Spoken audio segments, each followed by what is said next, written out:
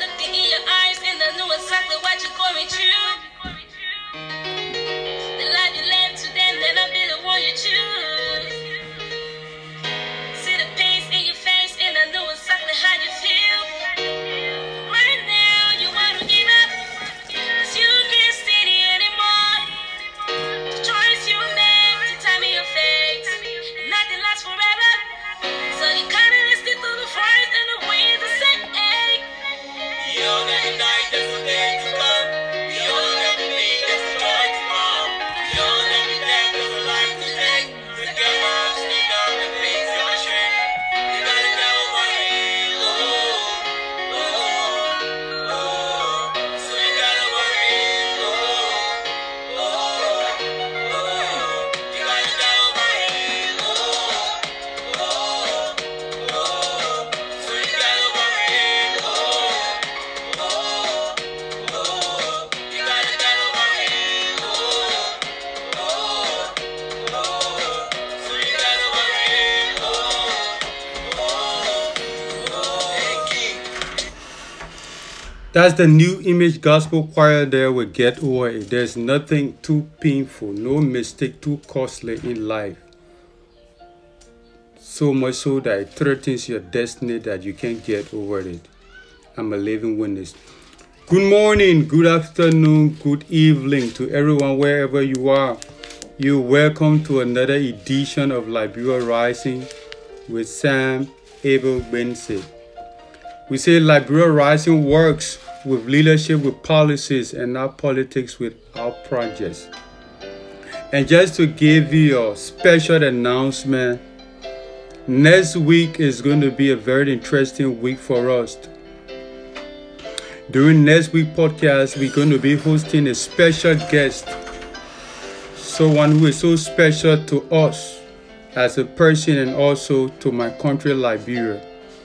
He is Pastor Joe Immoral from Canada, and he loved my country so much. He loved his country so much, and together we'll be discussing some of the things our partnership has been able to do for Liberia and continues to do.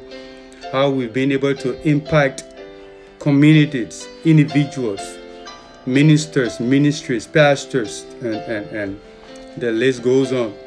So we'll be talking about how our policies and projects continue to impact Liberians in general. So don't miss it. We don't just talk, we are results oriented. So it's going to be a really wonderful time next week. Watch out for it on Liberia Rising. Liberia Rising works with leadership with policies and not politics without projects. Today I want to talk on generational change versus generational leverage. Generational change versus generational leverage. I want to read 1 Kings chapter 12 verses 8 and 9. But Rehoboam rejected the advice of the older men and instead asked the opinion of the young men who had grown up with him and were now his advisors. Verse 9. What is your advice? He asked them, the younger men. How should I answer these people who want me to lighten the burdens imposed by my father? Okay, I take verse 10, even though I said verses 8 and 9. That's it. I just want to get a bigger picture. The young men replied, this is what you should tell those complainers who want a lighter burden. My little finger is thicker than my father's waist. My father's waist. Can you imagine? His little finger is thicker than his father's waist. Now, who was Rehoboam? Rehoboam is the son of King Solomon, the wisest king ever in Israel history. Probably the richest king who ever lived. And Solomon placed so much taxes on the people. Even though his rule was a time of stability and peace and prosperity in Israel. But after his death, when his son took over, the elders come to him and say, look, you know why? During your father's days, it was tough. Taxes were too much. So we wanted to reduce some of the taxes and we will serve you well. That's why the elders came to him and said. So he said, okay, give me 3 days. I'll get back to you. He went, he consulted the young men who have grown up with him. No experience. They see everything in black and white. They say, look, tell those complainers, look, even though my father was softer, I'm going to be tougher than before. In fact, my little finger is thicker or bigger than my father's waist. Can you imagine? He said, what I'm going to do to you, you're not going to believe it. That led to Israel and Judah. For David, kings from Saul, David and Solomon, we heard of the kingdom of Israel. We heard of Israel as a nation. But after this decision was taken, Israel became the northern kingdom of Israel and the southern kingdom of Judah. Southern kingdom of Judah with capital in Jerusalem. The northern kingdom of Israel with capital at Samaria. The rest is history. I don't want to go there. But I just want to discuss something: generational change versus generational leverage. Something that Rehoboam took for granted. And that's the same thing we continue to do today in our country. I've always said our problem is not the lack of intelligence, but the lack of leadership. Africa as a whole, our problem is not the lack of intelligence, but is the lack of leadership. We have a lot of smart young men and women who graduated from some of the best universities in the world. But why are we still the way we are? It's because of leadership. The lack of understanding the importance of generational leverage. Leadership is one of the major causes of our underdevelopment and bad governance. We don't understand what is generational leverage with regards to generational change. Few years ago, the song that was being sung around government cycle was generational change. It's so sad that we don't seem to learn anything from history. How can we this generation, talk about generational change without regard for generational leverage? Somebody will say, what is generational leverage then? What is generational leverage? Let me explain it in a very simple term that my 7-year-old son can understand. Let's take, for example, you have somebody who is 50 years old. He's been in leadership for 30 years. He got 30 years experience. You can say experiences, whatever, experiences. That's not my point. That's the idea I want to project here. And then you just turned 20. He's 30 years older than you. Now you are 20, you got passion, enthusiasm, and energetic and strength. What you need is not just the strength. Your strength has a place. You take the 30 years from the man who is 50. You add it to your 20 years. You are what? 50 years. Oh, that's how it will look like. Because you know why? In a sense, you are 30 years ahead of your time because you got 30 years experience. So things that you may struggle to do even though you got strength, with the experience, you can do it with ease. So it means you don't have the struggle. You already have somebody with the experience who been through the laboratories of life, things he will come to learn from the laboratories of life, not in the walls of any classroom. He learned them from the laboratories of life. He's got first-hand experience. You can take the 30 years of experience or the experiences, add it to your 20 years, and you can excel into whatever leadership position. But here's the thing. Have we not learned from what generational change did to the People's Redemption Council and the state of affairs from the 1980s? Yeah, People's Redemption Council came to power. That was generational change. They wanted generational change without regard for generational leverage.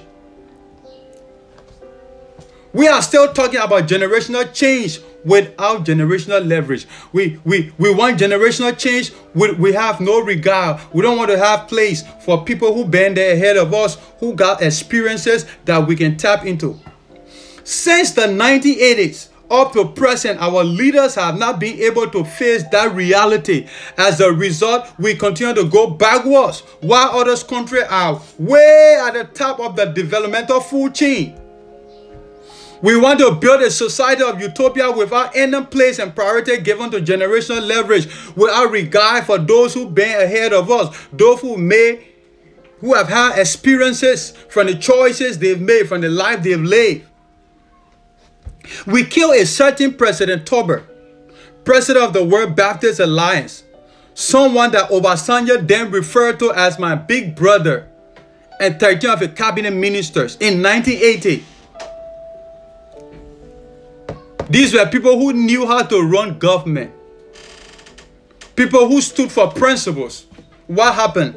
It didn't take us long when the very people who planned this coup, the coup plotters began suspicious of each other, and the politicians that had been making noise could not hold together. Within 10 years, most of these coup plotters were dead. Some had fled into exile. And at the end of 10 years, we were at the brink of civil war. A devastating civil war that we're still trying to recover from. They thought it was easy to run government without the advice and counsel of those who been ahead of them. They thought it was easy to pay civil servants salary. Since they got up into the mess of government owing people, government owing civil servants, we still owe it. Back then, my parents were farmers, but they have an agricultural bank for farmers. They could go there, take loans. Our parents, and we were living on the mission like our parents were not farmers. They could go to stores and take LPA. People thought it was easy to run government. They didn't understand how the people before them made those things to work. You see, this is important because every stage of promotion in leadership is a transition that comes with tensions and require adjustment. Tension that can be handled with the counsel of those who've been through it ahead of you. These tensions can only be handled with the counsel of those who've been ahead of you. Let's take, for instance, someone could be a good sales manager, but that does not mean the person could be a CEO. Or they could make a good CEO. Somebody could be a teacher in a school. That doesn't mean they could make a good principal. Because as a sales manager, you carry out the decisions that have been taken from the top, that have been made from the top. You carry out, you implement. As a teacher, you carry out the instruction. But as the CEO or the president of the company, you come up with the difficult decisions. As a principal, you come up with the decisions. So as a sales manager, you might be good at carrying out marketing decisions made from the top. But when you become the CEO, it's a transition. You no longer wait for decision to be told. You carry out, you make decisions. You no longer wait for somebody to tell you this one needs to be done. What you do, you make the decision. That's the transition most time people get caught up in. Somebody could be an assistant minister used to carrying out decisions. That doesn't mean they can make a good minister. Somebody could be an assistant pastor, good administrator in the church. That doesn't mean they can be a good overseer because they're used to carrying out decisions. But when it comes to them making the decisions, difficult decisions, and prepared to stand by the consequences, that's another thing by itself. That's why you need generational leverage leadership. Not because somebody was good at managing a football club or good at managing a business, they can be a good politician or a good leader. That's a mistake we continue to make in this country. Because when you go from managing a business to managing the nation, that's a transition by itself. Then you need all the necessary adjustment. And some of those adjustments include generational leverage experiences. I see young people who say they are politicians, but they have real disdain for those who have been ahead of them. They curse and insult them publicly without any fear or remorse. They want to be politicians. They want to be leaders tomorrow. But they insult those who been there 50 years, 30 years, 20 years before they were born. They insult them. From whom are you drawing your motivation and inspiration? You're calling them failures. But hey, because there's a serious disconnect with you and those people you call them failure, you will feel even more than they did because of your disconnect with them. You are so ignorant of the bad decisions that made them failure, and that's why you're going to fail. We're so ignorant of the thing that made the Toba government we consider a failure than the things. We're so ignorant of the things that made them fail. Put in our word, because we say they failed, that's why we killed them. We come to Doe, we are ignorant of the things that the Doe government did that made them failure. Ignorant of Taylor, ignorant of the recent one, Ellen. Why? Because we are not learning. Those who were in those places, if you have brought them back today to take some decisions in public service, they will take it better. They will make a better decision than what they did in those days, because they got experiences. Here's an illustration. A young man who has served a company for 25 years was recommended by the outgoing president and CEO to become his replacement. At the launch, that young incoming CEO asked the old man, "What is the secret behind your success?" And the old man said, "Good decisions." That was the old man's reply. And then the young man asked him, "Then what inspired good decisions?" And the old man said, "Experiences." The young man said, "How did you get experiences?" And the old man said, "Bad decisions." It means bad decisions plus experiences equal good decisions. And those good decisions led to success. Successful people, failure in life is not a crime as long as you fail while trying to get things right. Most of the successful people have the most failures, but they were never afraid to fail. And we want to succeed, and we don't want to learn from that failure. The word of God said, stay in the old path. Stand in the old path. God, he's speaking to the prophet Isaiah. Stand in the old path. You're looking for the way. You're looking for direction. Stand in the old path. Look for the old path. Look for the old direction. Look for the old direction. How they did it before.